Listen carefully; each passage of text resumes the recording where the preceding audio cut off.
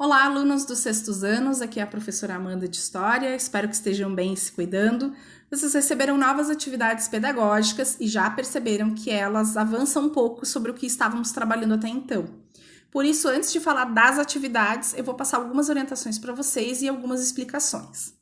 O assunto que está tratando nestas atividades é a pré-história. Então, vamos voltar um pouquinho no que a gente viu até agora.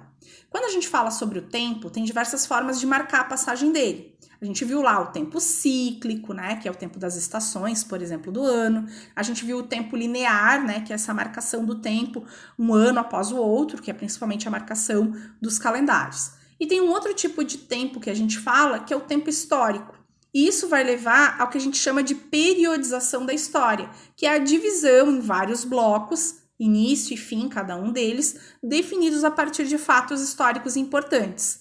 Essa divisão da história foi feita no século XIX por historiadores europeus, e por isso o ponto de vista é a Europa e os vários fatos que são importantes para a história daquele continente.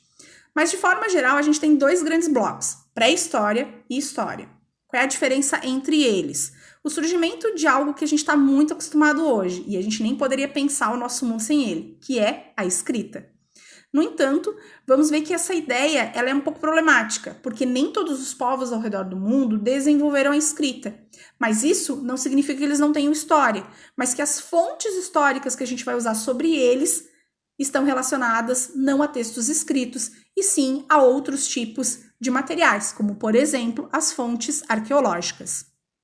Então vamos falar um pouquinho mais sobre a pré-história, porque ela é o bloco maior, começando em 4 milhões de anos antes da Era Comum, com o surgimento dos primeiros hominídeos, que são os primeiros ancestrais do homem moderno, o Homo sapiens, e vai até o surgimento da escrita há 4 mil anos antes da Era Comum. Para ficar mais fácil de estudar esse período, a gente faz uma divisão em 3 partes: Paleolítico, Neolítico e Idade dos Metais. Vamos falar um pouquinho agora sobre cada um deles. O Paleolítico começa então lá em 4 milhões de anos atrás e segue mais ou menos até 10 mil antes da Era Comum. É o período mais longo.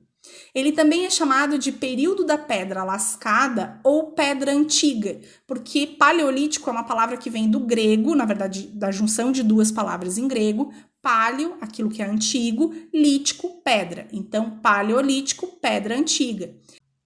Então, no Paleolítico, a gente vai ter o desenvolvimento dos homens, começando pelos primeiros hominídeos, como é o caso do Australopithecus, né, principalmente aí a turma da Lucy, que foi o primeiro fóssil encontrado desse grupo.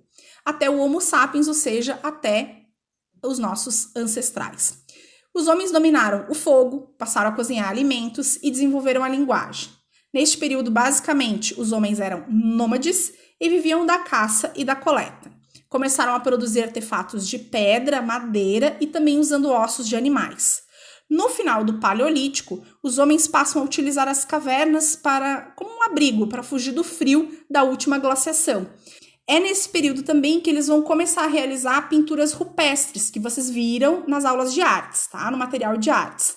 O período seguinte é chamado de Neolítico, e ele inicia por volta de 10 mil antes da Era Comum e segue até 6 mil antes da Era Comum.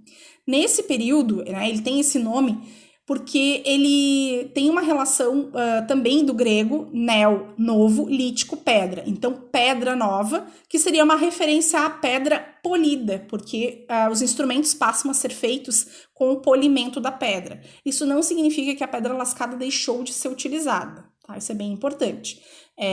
No Neolítico, os homens continuam usando pedras lascadas e passam a usar também a pedra polida.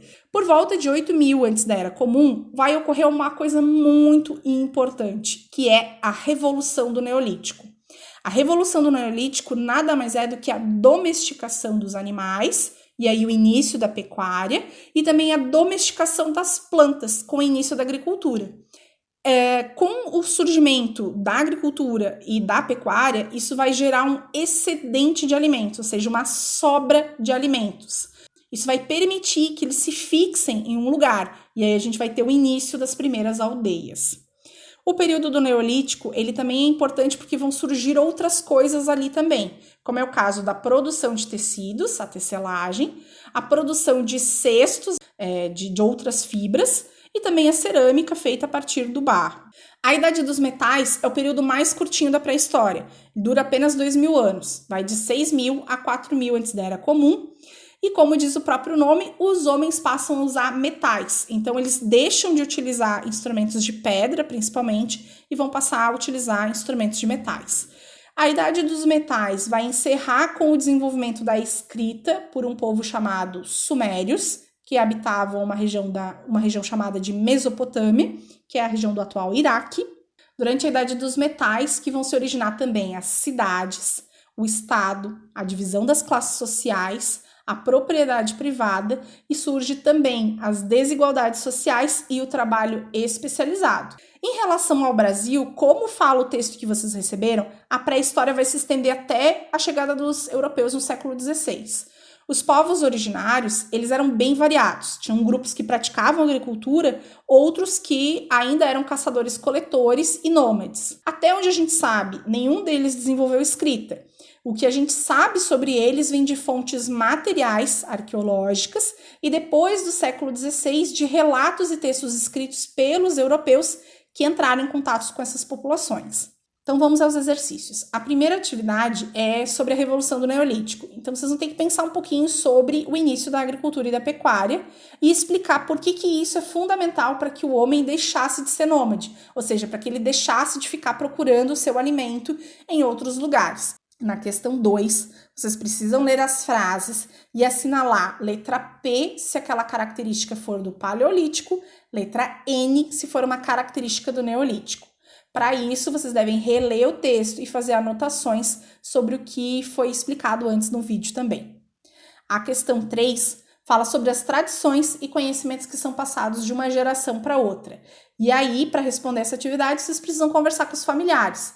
Então é isso, pessoal. Se vocês tiverem alguma dúvida, entrem em contato, pode ser por e-mail, pode ser pelas redes sociais. Façam as atividades com calma, releiam o texto que acompanha os exercícios.